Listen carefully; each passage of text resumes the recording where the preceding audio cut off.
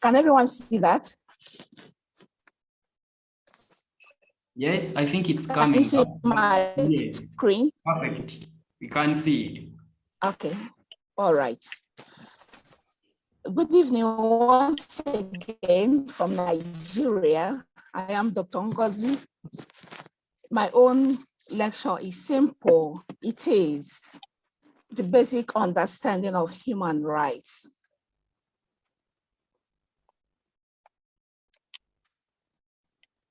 Now, the focus of this lecture will be on what is human rights, the origin and how it started, how many are there, why do we have them, then the conclusion. What is human rights? My two colleagues have said so much about human rights. I'm just going to add a little to that. Human rights is all about standards, respect, fairness, freedom, values we attach to humanity. How we see our fellow humans, how we treat the person with dignity and integrity. In some sense, it's giving everyone equal sense of responsibility, making everyone feel that he or she is part and parcel of the society. Is about inclusion and not exclusion, because the human person is created with reasoning and power, irrespective of gender, disability, ethnicity, color, status, religion, whatever. Every human has rights. For the fact that you are alive, for the fact that you are living, you have the right to exist functionally and do the things you should to contribute and participate in the community you live in. Now, the origin of human rights. How did it all started? Yes, we almost have heard of the Second World War, where so much catastrophe took place.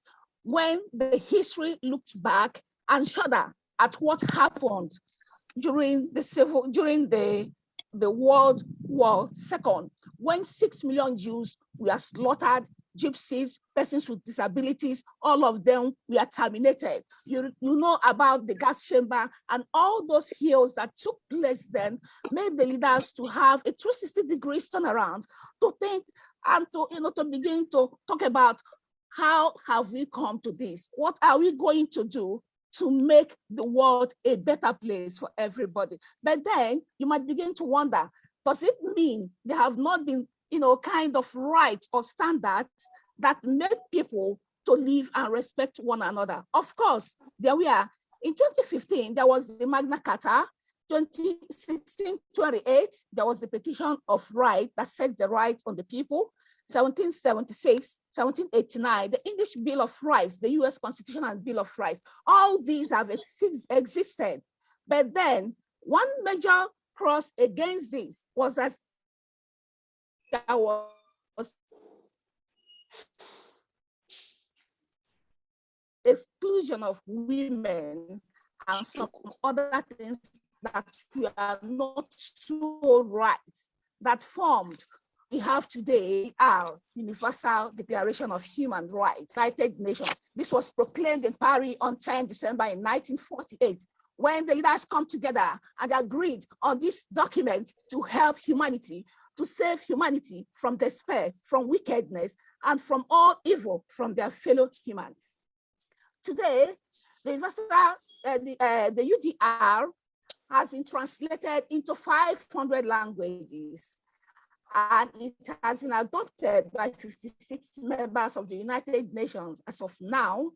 And those human rights documents are seen as independent and indivisible. They have also been incorporated into the constitutions of more than 185 nations, that's the members of the UN, of course.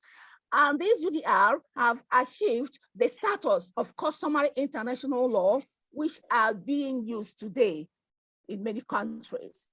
Now, the human rights are 30 articles. My other colleague from Human Rights International said something about that. These are the 30 articles. I'm not going to read them, one after the other, but we have to know the major ones. In fact, all of them are very important. There is right to equality, freedom, right to life, freedom from slavery, and all that. There are 30 of them.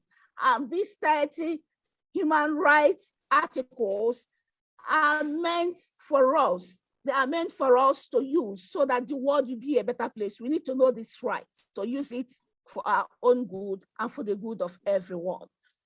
Why do we have them? Because we want a world where everything works. We want a world where we all feel belonged, a world where we can all have voice. Again, we want the human rights are very important that we know them, because it will help us to have voice, to speak. It will help us to feel safe, even when you are being intimidated or when you are being harassed. You know that that person will be brought to book. It gives us freedom to act judiciously, to participate and contribute to development. It ensures good life for everyone. It protects against social injustice. It also checkmates all forms of ills and discriminations from people who think that they are stronger or higher than us. Now, the total observances of the human rights is for everyone to have a change, just like the last speaker said. We need to have a change of attitude, a change of, of having this opinion that one person or the other person, that there are people who do not matter. No, there must be a change. Remember the great saying that said, do unto others as you would want them to do unto you. That is the basis, the brief, the summary of the 30 articles of human rights. Because respecting others simply tell who we are. When you don't respect, people easily see you as someone who is not smart, someone who is evil, and someone whom others should distance themselves from. In conclusion, adherence to human rights in our daily activities will enhance building the future we want. We want a better future. We want a future where women, men, young, old, educated, not educated, people in remote communities, people in the city, where everyone, whether rich or young, where everyone will have a good future, a happy future, a good life, a good world, where we can all live peacefully and coexist the way it should. These do not happen unless we make them happen. So for us to make human rights happen, we need to work towards it. We need to accommodate and include everybody in whatever we do. Thank you so much. Thank you, Josh. I'm done. Oh, wow, that was so interesting. It seems you so much in the activism. I've heard our activists here speak with so much passion, so much vigor, of that passion for human rights. I can feel it in your presentation. We have the likes of Dr. Stella Nyanzi here, who was exiled some time back. She has a political asylum because she was speaking, vigorously, passionately about the human rights, more especially for the writers, and most of